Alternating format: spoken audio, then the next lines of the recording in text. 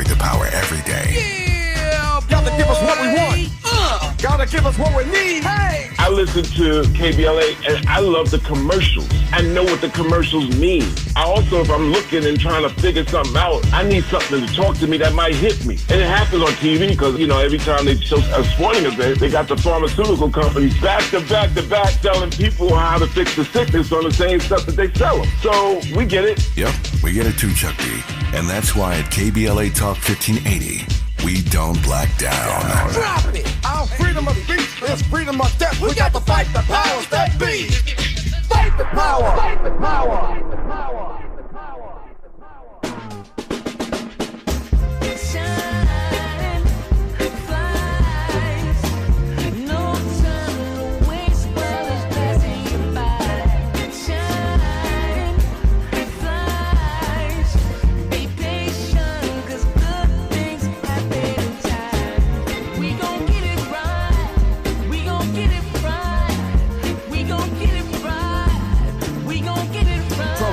Anthems, yes, we chanting a movement of people. It's like we dancing to the ministry of. It's the energy of, in memory of them that we love. The trinity of the people, the peace, the power, the truth. We speak the powers even louder. We can say it blacker, we can say it prouder. A woman vice president that went to Howard. Now we talk health and black businesses, and our differences is magnificent. Bringing light to the poor and where the prisons is. I was told good life is where forgiveness lives. The ascension is to leave what's left behind and feed the seeds with deeds that bless the mind. Caress the mind and question justify. Where you and God in time are best aligned.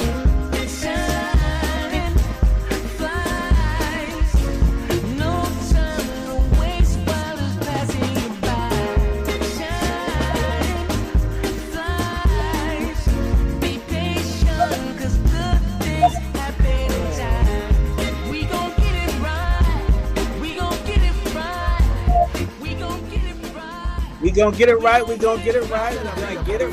You're listening to a More Perfect Union on KBLA Talk 1580. I'm Dr. Nii-Quartelai Quartey, your host and White House correspondent, not at the White House, but right here with you live in studio in LA.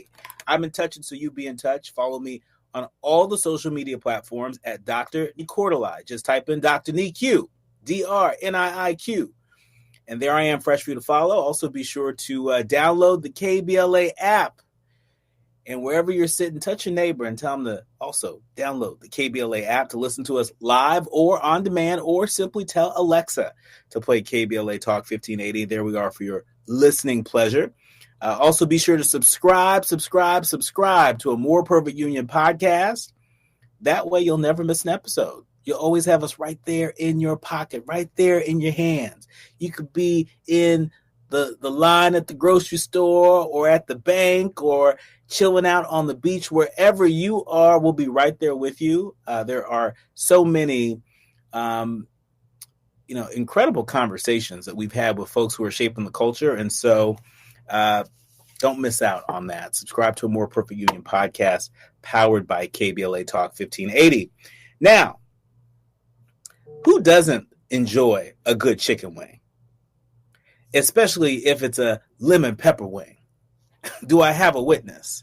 If that is the case for you, and I suspect it might be, happy National Chicken Wing Day. The USA Today is reporting that National Chicken Wing Day may have been cooked up in Buffalo, New York. You get it? Buffalo wings, chicken wing. Hee hee ha ha. It's become a nationwide excuse to indulge in the dish.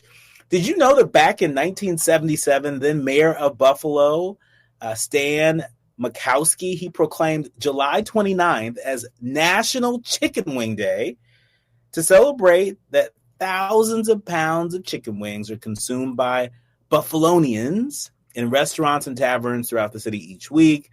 That's just a smidgen of the amount of wings that are now consumed annually in the U.S. Did you know that Americans have ordered more than 1.2 billion servings of wings in the 12 months ending June 2025? Did you know that?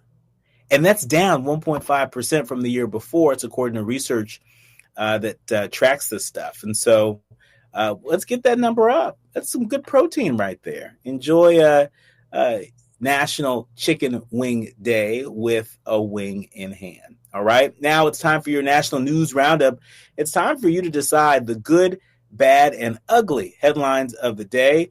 Just yesterday, while we were on air, we broke this news. And as a follow-up, we want to update you and let you know that police are investigating the motive after 5 people, including a gunman, were killed in an office high-rise. This is what we know about the Manhattan shooting as of now.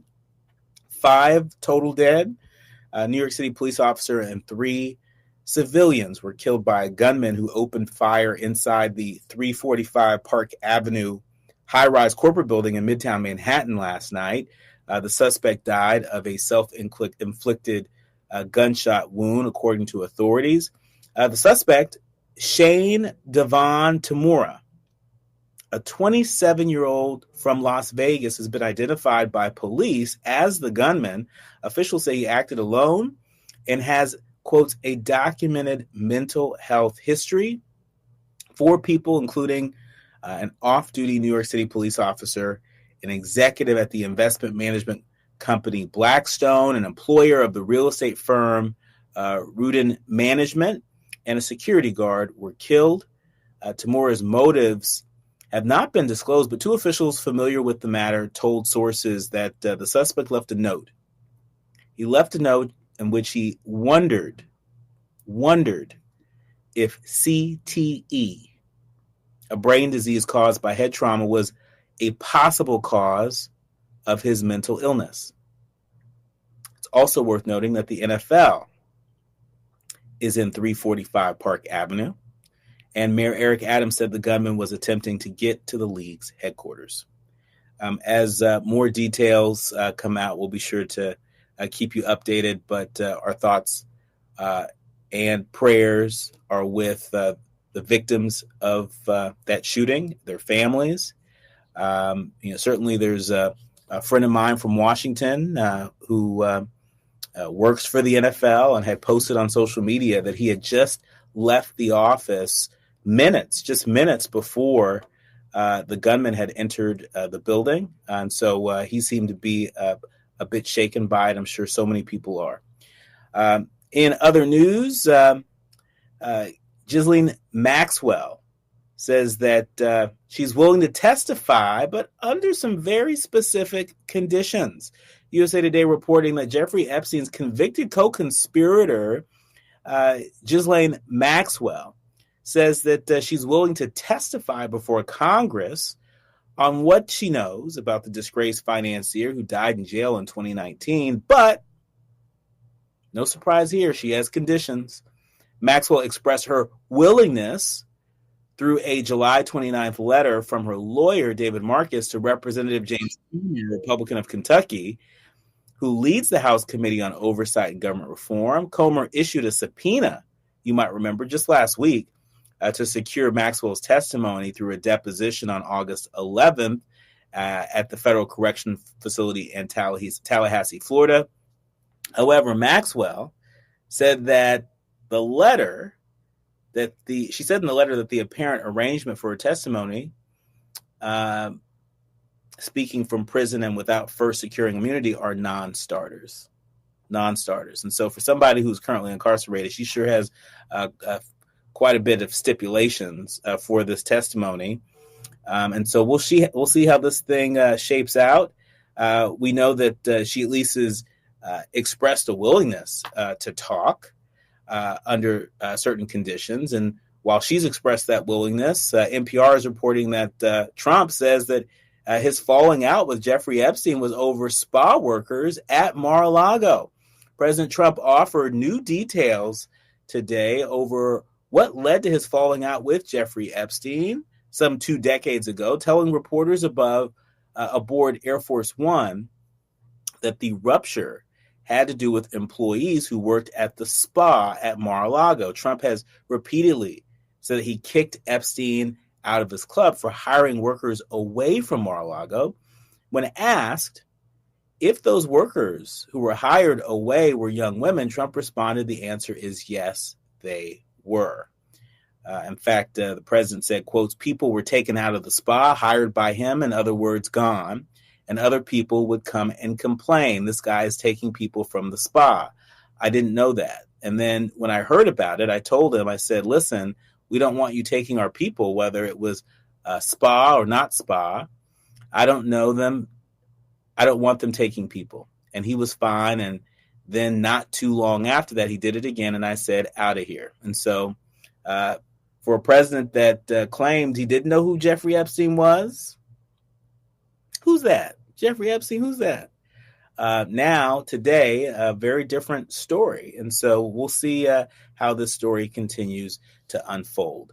When we come forward, we're switching gears, and I'm really looking forward to being in conversation with author Joseph Lee. He's the author of this new book. It's called Nothing More of This Land. Before Martha's Vineyard became one of the most iconic vacation destinations in the country, it was home to the Wampanoag people. Today, as tourists flock to the sandy beaches of Martha's Vineyard, the island has become increasingly unaffordable for tribal members, with nearly 3/4 now living off island. We're going to talk to Joseph Lee about his experience growing up in Aquinnah, Wampanoag, and we're going to learn more about this book that folks are buzzing about. The book, Nothing More of This Land. You are listening to and streaming A More Perfect Union on KBLA Talk 1580. More with author Joseph Lee when we come forward. You're listening to A More Perfect Union on KBLA Talk 1580. We've got a lot to talk about. Nationwide is so much more than a great insurance company. They're one of America's largest financial services companies. Like how I'm more than Saquon Barkley, the NFL's reigning leading rusher. I'm also the NFL's leading husher. Shh, hush up back there. Wow, I might have just set the hushing record. Well, almost. For your insurance and financial needs, Nationwide is on your side. Nationwide Investment Services Corporation, member FINRA, Columbus, Ohio. Small businesses are the heart of America. But you don't have to go it alone. As the nation's largest nonprofit resource of expert business mentoring, SCORE has helped millions of entrepreneurs build their businesses for free. Get the connections, education, and guidance you need with SCORE. We're ready to help. Find a mentor today at score.org. KBLA Talk 1580. We've got a lot to talk about. KBLA Talk 1580, connecting you with services and solutions. LA County's new Justice Care and Opportunities Department, or JCOD, is here to support justice-involved individuals and their families. The JCOD Support Center is now taking calls at 1-833-LACJCOD. That's 1-833-522-5263. Available 7 days a week from 6 a.m. to 11 p.m., the Support Center is your one-stop shop for re-entry issues and court support. They offer court reminders, connections to local services, transportation assistance for housing, court appearances, and childcare. The JCOD hotline provides personalized help to connect you with services that you need. And don't forget to check out justiceconnect.org for more information. Remember, it's free and available every day at 1-833-522-5263. This is a community call to action from KBLA Talk 1580.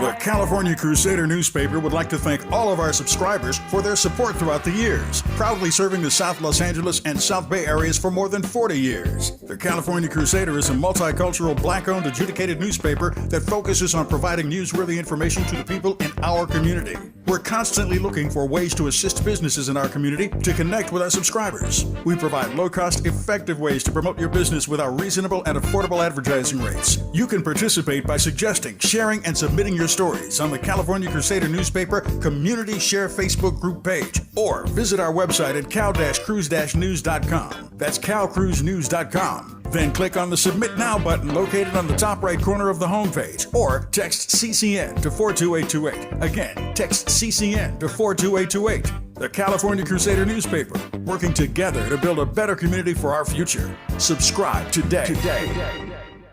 Hit me! National News: The Consequence. Informed opinion. And analysis beyond the headlines. You're listening to A More Perfect Union on KBLA Talk 1580. You are listening to and streaming A More Perfect Union on KBLA Talk 1580. I'm Dr. Nii-Quartelai Quartey. And to all of our leaders, learners, and listeners out there, you know that at least the past several years, I enjoy spending a little bit of time in Martha's Vineyard. This year will be no different. Next week, I'll be in Martha's Vineyard. And as much as I love, doing the polar bear plunge at the inkwell and enjoying a good lobster roll, the kind that you can only get on the island, I really just love the history of Martha's Vineyard. Every year I go there, I learn just a little bit more about that history. And this book that we're about to talk about is a primer for, I think, what more may come during this year's visit. I'm really delighted to welcome Joseph Lee. He's the author of Nothing More of This Land. He's an award-winning journalist. And again, there's a lot of people who have very fixed ideas of Martha's Vineyard, what it is, who belongs there.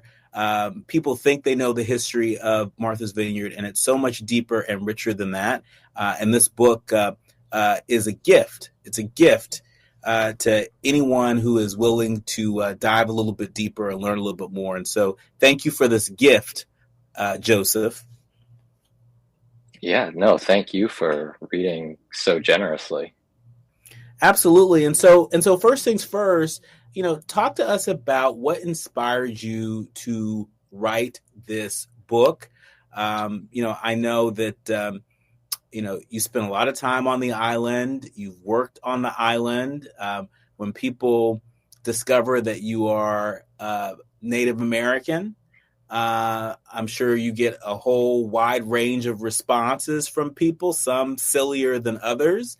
Talk to us about how those responses may have played a role in inspiring you to write this book. Yeah, I mean, I think silly is a good way to put it. And you'll know too, probably when you talk about Martha's Vineyard, like they're like, you're going where this summer? Are you sure?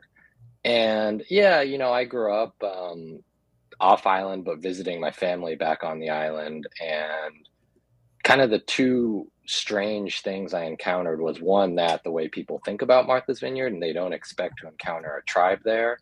And then the other part of it was the way people think about Native folks in general in this country, I think is really kind of misguided or, not super well informed. And those were kind of the driving factors that I wanted to understand more about my own history, because I really wasn't taught that in school. We learn about the Mayflower, the Pilgrims, and those were Wampanoag folks right there. But then after that, it's kind of like we disappear and you never hear from us again. And then people visit Martha's Vineyard and they're like, wait, who are you? And it was really trying to unpack some of that, both for readers and for myself, that I really wanted to understand. And that's kind of what set me off on the journey of the book.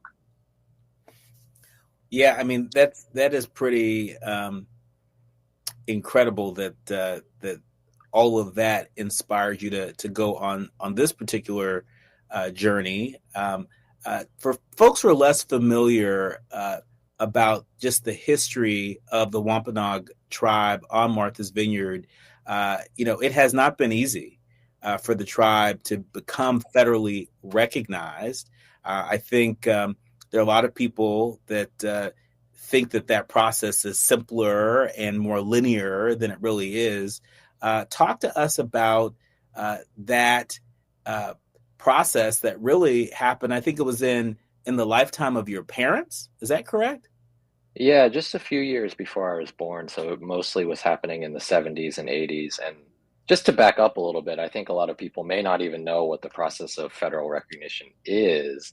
And basically that's a, U.S. federal government policy recognizing indigenous nations as sovereign nations, rather than just kind of like a collection of people with a shared culture. It's recognizing the political cultural and historical sovereignty of nations.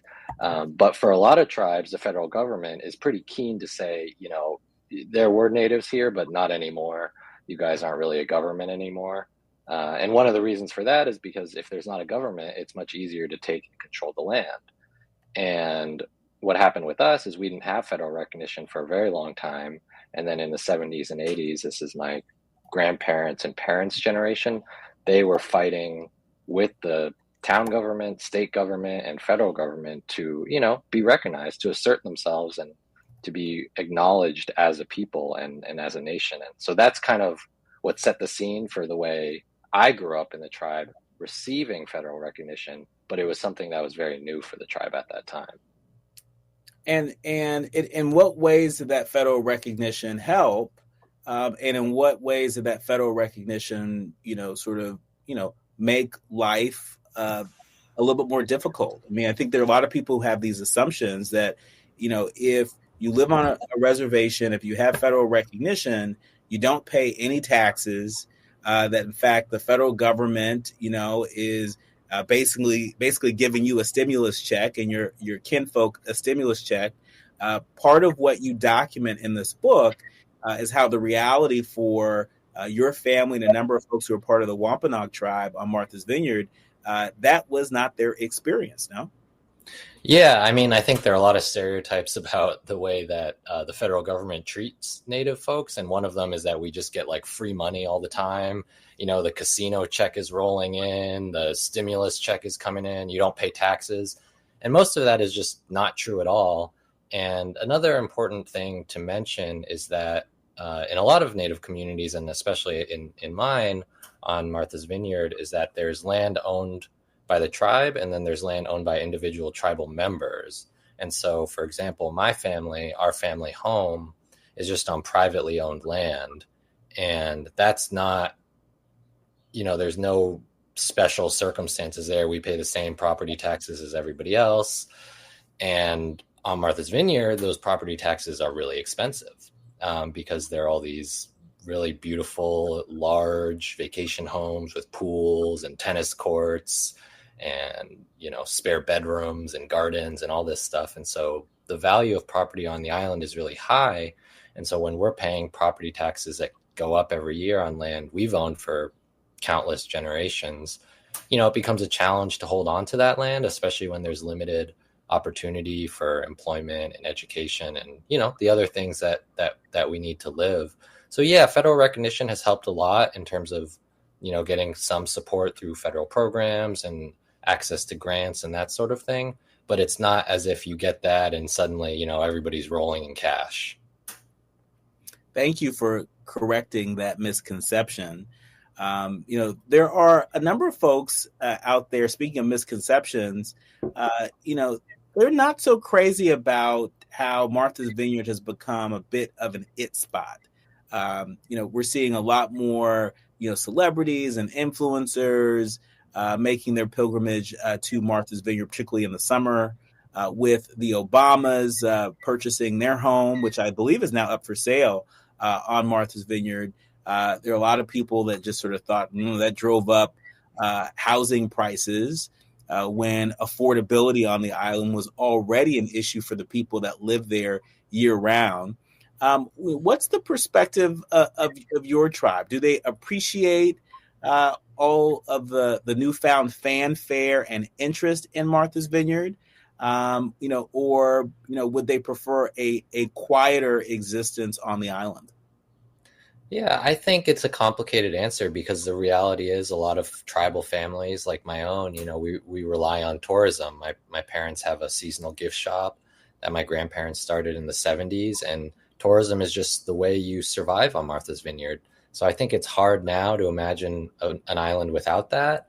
And I think one thing that we are seeing as the island continues to grow, I think depending on your community and your interest, maybe it's the Obamas, maybe it was the Clintons before that, maybe it's one of the various movie stars who come there. I think that sometimes there can be a thing that people who got there really recently want it to go back to the way it was when they got there. Mm-hmm. And I think for a lot of tribal members, that's kind of hard to swallow because, returning to the way it was in 2005 or 1995 is still very, very different from the way it was for us for hundreds and thousands of years. So I think it's a complicated answer. I don't think tourism is all good or all bad, but it's something we have to deal with. One of the things that you do so well in your new book, Nothing More of This Land, is you weave in your own story and the story of your family into, this wider narrative of indigenous life in the world. Talk to us about why you decided to approach this book in this way. Yeah, I wanted to bring myself into it because I wanted to be really clear that this is from my perspective. I think, you'll probably understand this when you're speaking about these kind of issues, people have a tendency to want you to speak for everybody. It's like, that's the voice of this community. And I really don't want to be that. I'm speaking, for myself and my perspective. And so I wanted to kind of own that and make that clear. And the reason why I also wanted to use my perspective to bring in other voices is just because I think when we talk about indigenous folks and native folks, we don't really think about the diversity. I think we're kind of seen in a monolithic, homogenous sort of way. And I wanted to try to capture as much of the diversity in our culture, our traditions, our land, our interests, but also some of our disagreements, which I put in the book. We're not all getting along all the time and agreeing on everything. And I think that's important to talk about. And so I really wanted to write a book that sort of brought that perspective that I have about tribal communities, for readers. Speaking of things that folks aren't necessarily getting along about, in the book, you write about how you meet activists that are fighting to protect their land. You write about families that are clashing with their own tribal leaders and working hard to reclaim tradition. I want to learn a little bit more about that, being that land loss is an issue I've been hyper-focused on, working closely with the Black Land Loss Narrative Archive Project recently. That land loss is more pervasive than I think most people think. And if anybody knows that, it's going to be our Native brothers and sisters. And so when we come forward, I want to dive into that a little bit more. We're talking with Joseph Lee. He's the author of Nothing More of This Land. It is a very different side of Martha's Vineyard. More with him when we come forward. You're listening to A More Perfect Union on KBLA Talk 15. The audience is listening. Thought-provoking, eye-opening, heart-rendering. This is where authentic voices meet powerful discussions on culture, community, and change. This is where Black voices matter. He's breaking boundaries, amplifying diverse perspectives, and tackling the issues that matter most to you. You're inside A More Perfect Union with Dr. Nii-Quartelai Quartey on KBLA Talk 1580. I'm Amber Payton with BIN News Now. Emergency repairs are underway at Tampa, Florida's 124-year-old Jackson rooming house after part of it collapsed. Foundation Chair Carolyn Collins says they have to move quickly.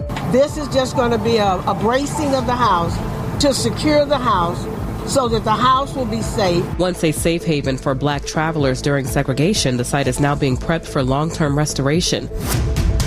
Salt and Peppa are taking legal action against Universal Music Group over the rights to their master recordings. The duo says UMG violated copyright law by refusing to return their music after decades and called it unfair to still be bound by a 1985 contract. And the Albany Black Chamber of Commerce in New York is receiving $600,000 to make its building more accessible. The chamber has supported Black and minority-owned businesses since 2022. Get BIN News Now on demand 24/7 on the iHeartRadio app. Every day, a child in poverty waits for a sponsor is another day of hopelessness. There are thousands of kids who've been waiting over a year. End their wait. Sponsor a child with compassion today. Just text the word radio to 83393. This is the KBLA Sports Minute with Ray Richardson.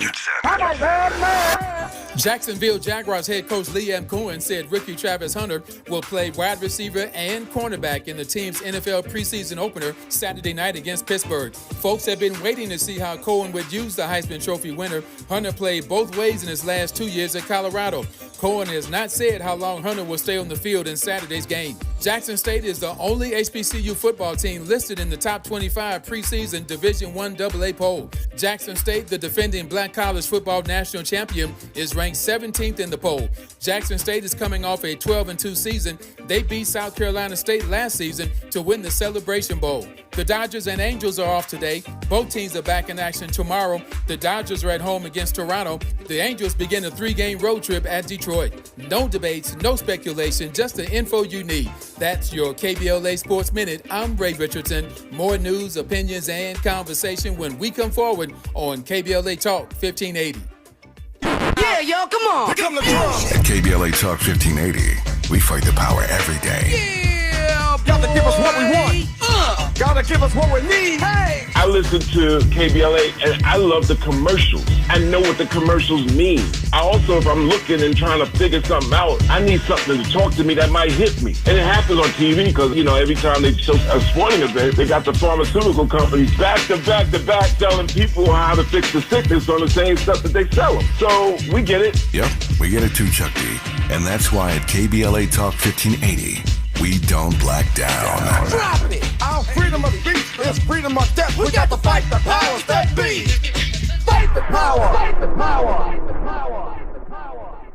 Attorney advertising. Prior results do not guarantee future outcomes. Founded in Los Angeles in 1986, litigation powerhouse Quinn Emanuel has deep roots in the Los Angeles community. Since 2007, we have litigated some of the largest fires on the West Coast. We are proud to be the only AmLaw 100 firm in the country to represent wildfire victims, giving affected individuals, families, and businesses the same focus and individualized attention we devote to our Fortune 500 clients. BTI Consulting has repeatedly recognized Quinn Emanuel as among the 4 law firms in-house counsel least like to oppose in any litigation, and we are often deemed the most feared. And after securing over $80 billion for our clients in various matters firm-wide, we understand why. If you have been affected by the recent wildfires in Altadena and the Palisades and would like to discuss your situation further, please contact wildfire support at QuinnEmanuel.com or call us at 213-443-3050. Quinn Emanuel is proud to sponsor Conversation Live Altadena Rising with James Farr on KBLA Talk 1580. Attorney advertising. Prior results do not guarantee future outcomes. KBLA Talk 1580. We've got a lot to talk about. KBLA Talk 1580, connecting you with services and solutions. If you need help getting your resume in order, finding job training, or landing a job, we've got 3 great options for you. First, the City of Los Angeles has WorkSource centers across the area offering free job support. The California Workforce Development Board can help you with everything from GED prep to vocational training at no cost to you. On the federal level, the Department of Labor's American Job Centers offer a full range of services for job seekers and businesses alike. Visit careeronestop.org, or for more info, just call California's Help Center or visit cwdb.ca.gov or call 916-657-1440. For the City of Los Angeles programs, go to ewd.lacity.gov or call 213-744-7300. All these services are free to help you get your next job. This is a community call to action from KBLA Talk 1580.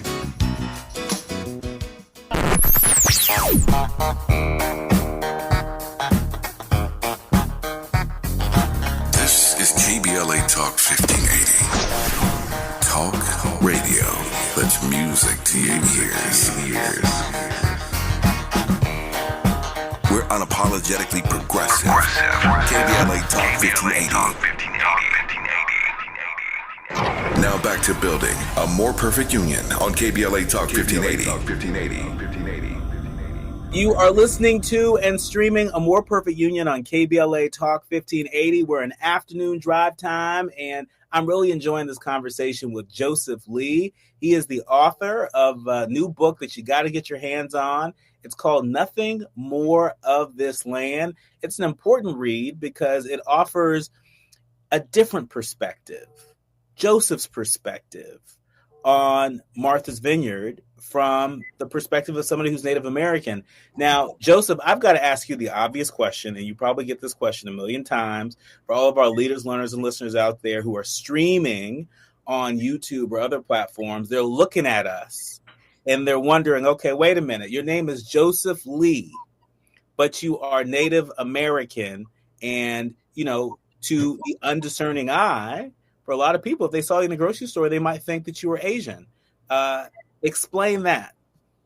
Yeah, so I'm both, I guess, is the short version. But the longer version is, my father's family is from China, and my mother's mother is from Japan, and my mother's father, my grandfather, is a Quinawampanoag, or was a Quinawampanoag. And so, I think, and that's one of the reasons I wanted to write the book and capture the diversity of Indigenous experience, to show that, we don't all look a certain way. We have mixed backgrounds, mixed heritage, mixed family, all of that. And, it's been a big part of my life, and dealing with that sometimes insecurity because people look at me and I don't look the way people assume Native folks look. And so I kind of have to explain it. And then if you're on Martha's Vineyard, you have to explain it again. Like, well, you're Asian and I thought this was a rich white people place, and now you're telling me you're Native too. And so, it's a lot of explaining. And so that's what I wanted to do in the book. And I love that you chose to do that in this book, that you chose to share this part of your story in the book.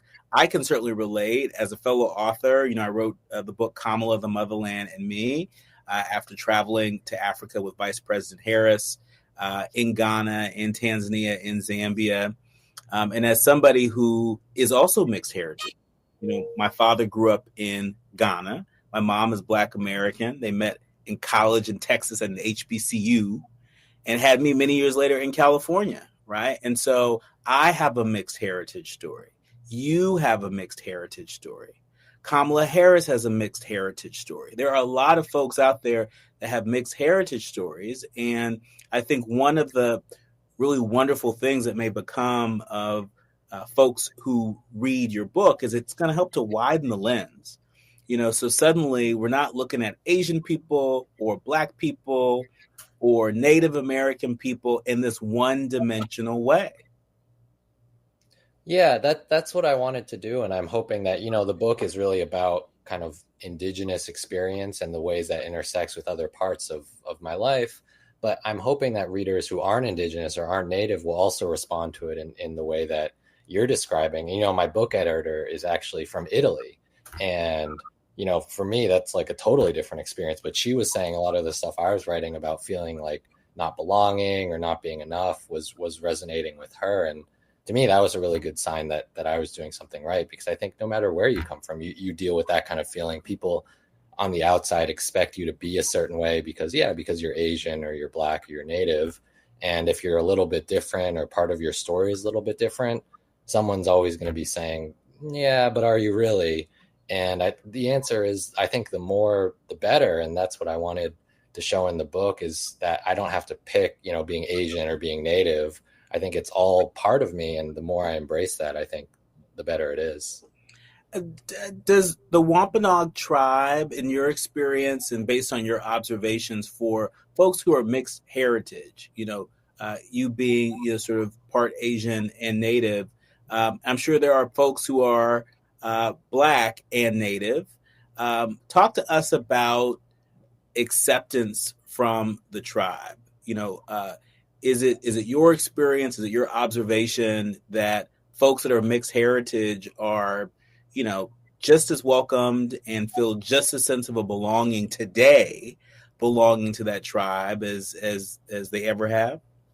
Just speaking for my tribe, I would say absolutely. And I think that's one of the many really beautiful things about the tribe, is that we're all mixed, and I think we all embrace that. And it's kind of fun when we all get together because everybody looks a little different. Everybody's coming from a kind of different place.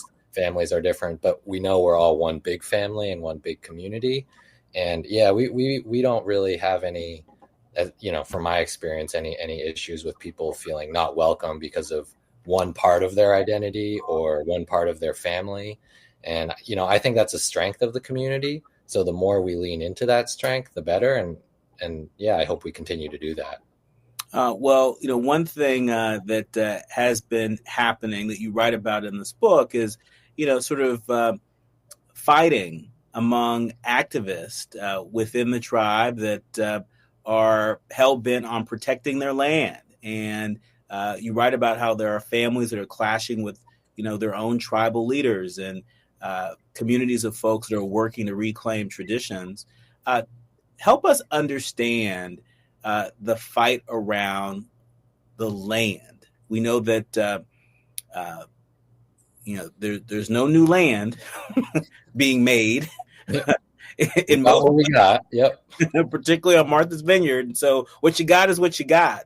Talk to us about what the fight over land has been on the vineyard, and what's the state of play. Yeah, I think the way you frame that question is so important because land is so valuable and so limited. And when you're in a situation like that, whether it's on Martha's Vineyard or, in a city where apartments are small, that kind of thing, the stakes are higher and everything feels more urgent. If you have unlimited land, it's like, yeah, you can do whatever you want over there. I'll be over here doing my own thing. But when you're fighting over every little piece and scrap of land, every decision is consequential. Everything matters. And I think that's what's happening on Martha's Vineyard right now. And so within the community, we all agree we want to keep and protect the land and we want to benefit the community. But what that looks like, people have different opinions on.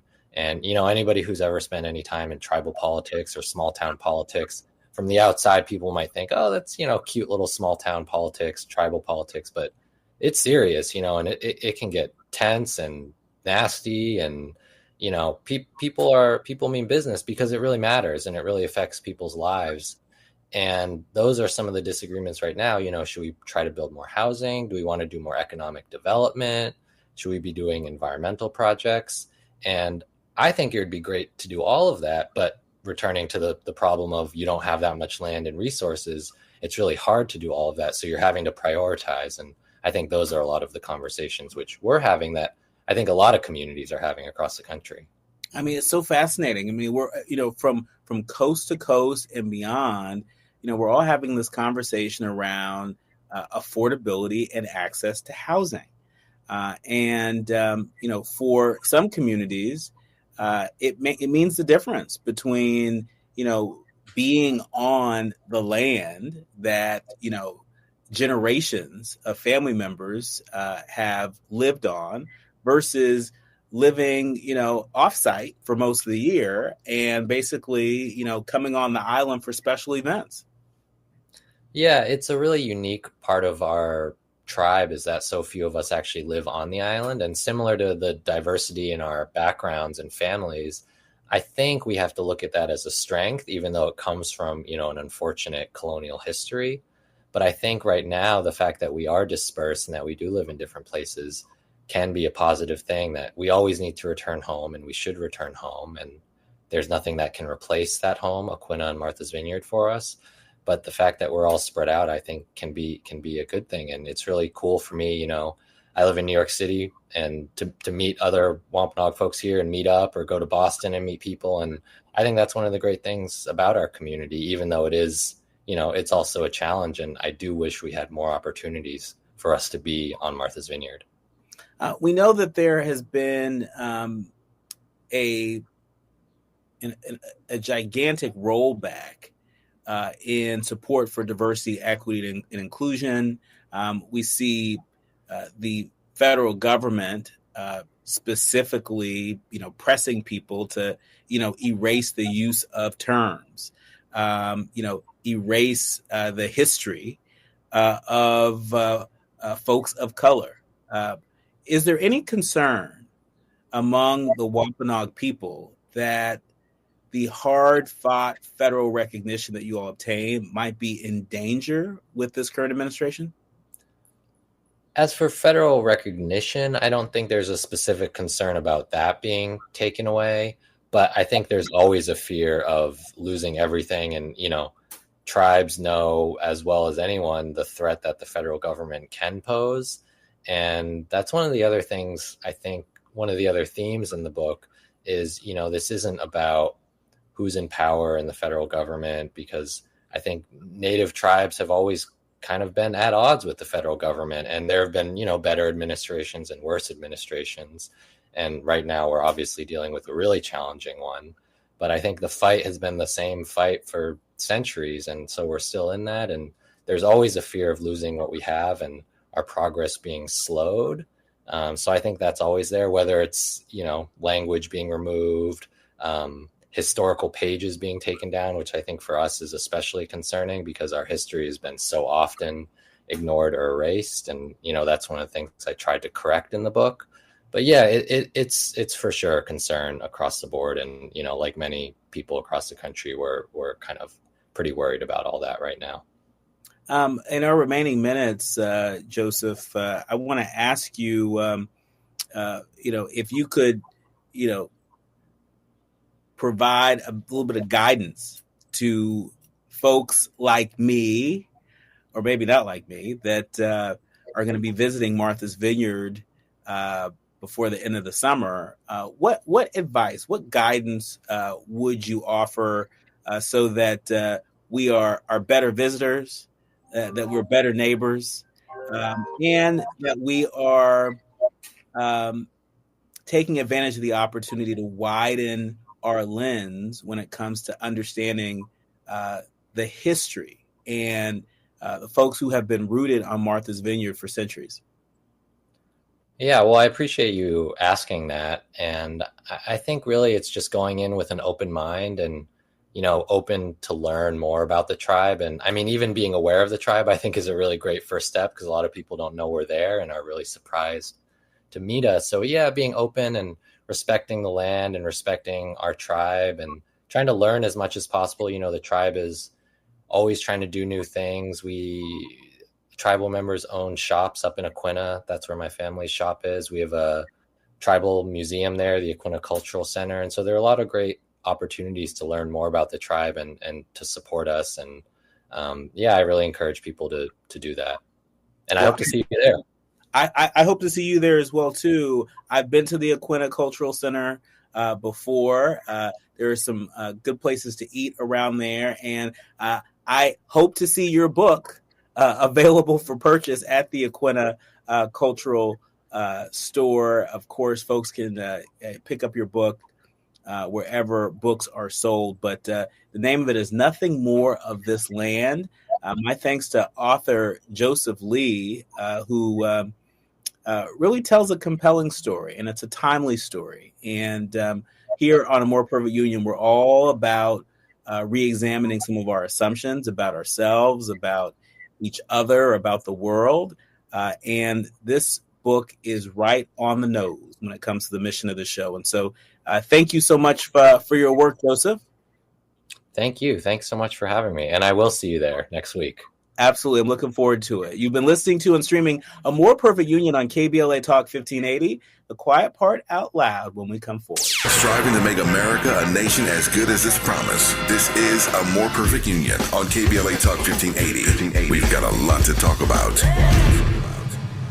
You have cancer. The 3 words no one wants to hear. Of the cancers that impact our community, lung cancer is the most dangerous. More people succumb to lung cancer than colon, breast, and prostate combined. Black men are 12% more likely to develop lung cancer, and cases for Black women are rising. Early detection and comprehensive treatment is the best way to beat this dreaded disease. Providence is a research leader in multi-cancer early detection, offering blood tests that identify fast-spreading cancers that don't show symptoms in early stages. The Providence Los Angeles Integrated Network Cancer Program determines best protocols for each patient, interacting with specialists who share experiences, perspectives, and new findings specific to each case. With over 1,000 board-certified physicians, including top oncologists, surgeons, radiologists, and nurse specialists, Providence delivers whole-person care that understands your culture, values, preferences, and priorities. So, if you hear the words, "you have cancer," all you need is faith and providence.org/cancer. This is the story of the one. As a lineman, he does whatever it takes to keep the power on in his community. And he wants a partner like Grainger who does the same. Grainger offers the professional-grade products he needs, from voltage detectors to harnesses to hard hats, plus fast, dependable delivery, so he can rise to every challenge. Call 1-800-GRAINGER, click Grainger.com, or just stop by. Grainger, for the ones who get it done. Oh no, stomach issues again? Stomach issues? Who are you? Your pancreas. I could be the real reason for your diarrhea, gas, bloating, stomach pain, or loose oily stools. I thought it was my stomach. People often do, but any of these symptoms could mean having a condition called exocrine pancreatic insufficiency, or EPI. With EPI, the pancreas doesn't release enough enzymes to break down food, but EPI is manageable. Use the symptom checker on identifyepi.com and speak with your doctor. That's identifyepi.com. Sponsored by AbbVie. KBLA Talk 1580. We've got a lot to talk about. KBLA Talk 1580 reminds you, when we fight, we win. The Youth Justice Coalition is challenging America's addiction to incarceration and discrimination. YJC works to dismantle policies leading to mass incarceration, law enforcement violence, and the school-to-prison pipeline. Their approach? Transformative justice, community intervention, free LA high school, legal defense, and system monitoring. YJC promotes safety without relying on prisons. Their goal? Prevent system contact and help people exit the system through direct action, advocacy, and education. Want to get involved or need help? Call 323-235-4243. That's 323-235-4243. Join YJC in creating change. When we fight, we win. KBLA Talk 1580, your voice for justice. This is a community call to action from KBLA Talk 1580.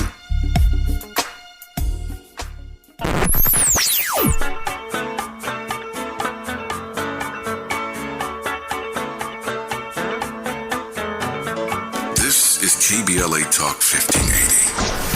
Talk radio that's music to your ears. We're unapologetically progressive. KBLA Talk 1580. We face tragedy, but we don't fall into despair. We continue our work to build a more perfect union. You're listening to and streaming A More Perfect Union on KBLA Talk 1580. It's time for the quiet part out loud. We were just talking with author Joseph Lee about his incredible new book and got me thinking about folks that didn't grow up on or around Martha's Vineyard, folks that you might be able to relate to, folks who might just be you. The Griot reporting on what is the price of being Black in suburbia. Well, you know, they say ask those who have had to pay it. If you were to type price of being Black in suburbia, you might want to go ahead and try it while we're on air right now.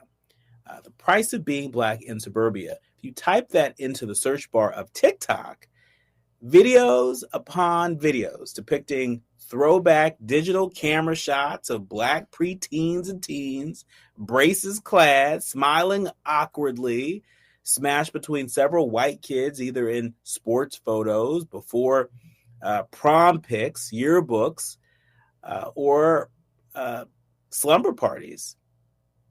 They would emerge, all set to the sounds of SZA, softly crooning the price of being Black in suburbia.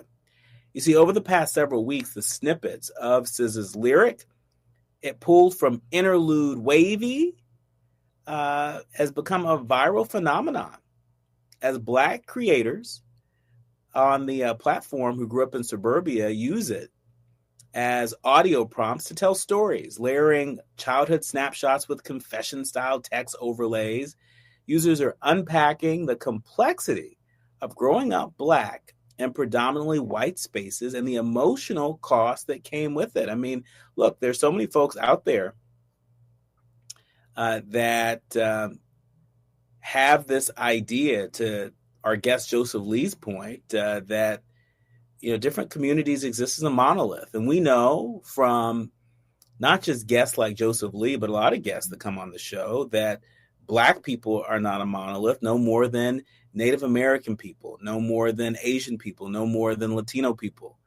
And I really love that this TikTok phenomenon is revealing that simple truth that so many of us know. As Brother Andy reminds us, a lot of people out there think if you're not from the hood, you ain't Black. A lot of people out there who think that if you are gay, that somehow you're different. You're not quite like us. And the reality is that we as a people are all of the above and then some. This trend, it really resonates deeply because it speaks to something long misunderstood. Our folks at the Griot talk about how the experience of growing up Black in suburbia has often been treated as suspect, as not quite right, as not quite real from all sides. And for generations, Black suburban kids have been dismissed by their non-Black and white peers as anomalies, and by their Black peers as inauthentic. All of it feels a little strange to me. All feel that they're playing at something when they're just existing. These slideshows and videos, they aren't pleas for sympathy or belonging. They're a reassertion. Dare I say, they're a declaration. Now, granted, some are using this trend as an excuse to post more stylized, natural shots of themselves with their suburban non-Black friends, clarifying that they aren't throwing shade at the others in the images. They're just using the song. But still, it proves that the real price of being Black in suburbia is a constant negotiation or explanation of self.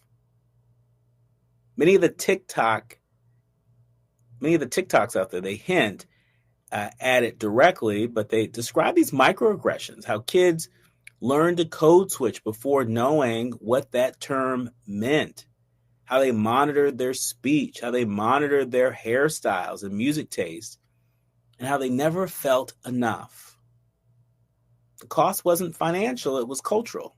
It was learning to live between, always adjusting, always just slightly out of sync. And so my thanks to our friends over at the Griot for lifting up this story. Kay Wicker over at the Griot for lifting up this story, lifting up this trend, this phenomenon on TikTok that we might not be talking about if the young people on TikTok weren't being as brave as they have decided to be.